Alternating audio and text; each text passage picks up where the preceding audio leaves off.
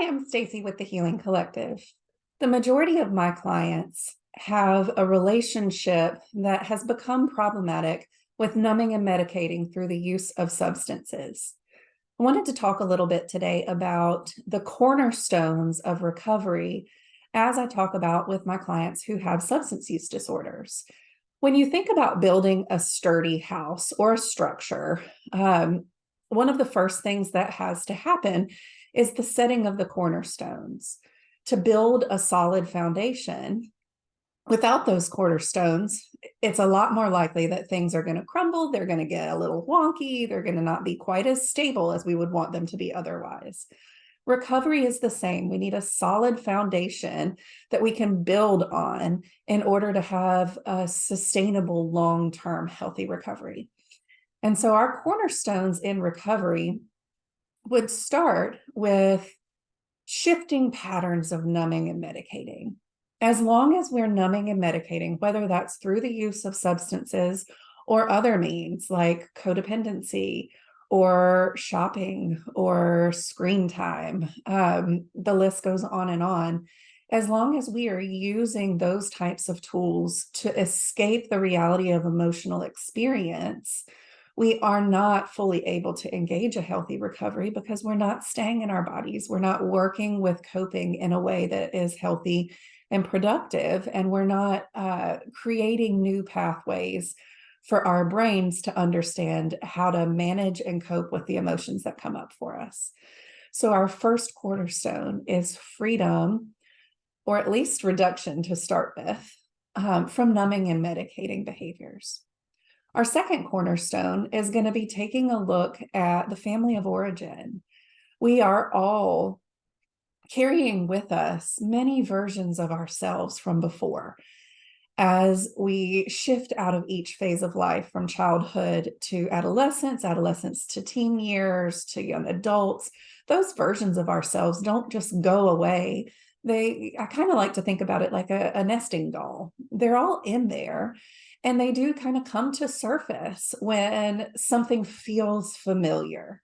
And so taking a look at the messages that we grew up with, the rules that we grew up with, the cultures, and just how we learned to exist in and navigate our world, and taking the opportunity to reparent some of that or reset some of it, allows us to build a solid cornerstone there in the family corner, to shift any patterns that we want to look different for our family moving forward. Our third cornerstone is going to be some healthy coping skills. So coping skills are not one size fits all. When you hear the word coping skill, a lot of times what immediately comes to mind is like, oh, they're going to want me to meditate, or they're going to want me to do breathing exercises. Oh, maybe. But those are not one size fits all. So really learning what coping looks like for you, what actually does regulate your nervous system based on what your stress response looks like, and figuring out how to intentionally use those skills to stay in a space of regulation, even under stress and strain. So our third cornerstone is healthy coping skills. And then our fourth cornerstone for a healthy recovery is recovery support. Lots of my clients come in saying they have a supportive parent, a supportive spouse, supportive family members, and that's fantastic. Not everybody has that. I wish they did. And I wish everybody had some of those family supports that they could come into this process with. It makes things a lot easier. But our family members and even our close friends are not our healthy recovery supports. A healthy recovery support is someone who ideally is not connected to us by blood or by marriage, and someone who doesn't have a specific idea of what they'd like our outcome to be. There's no bias there.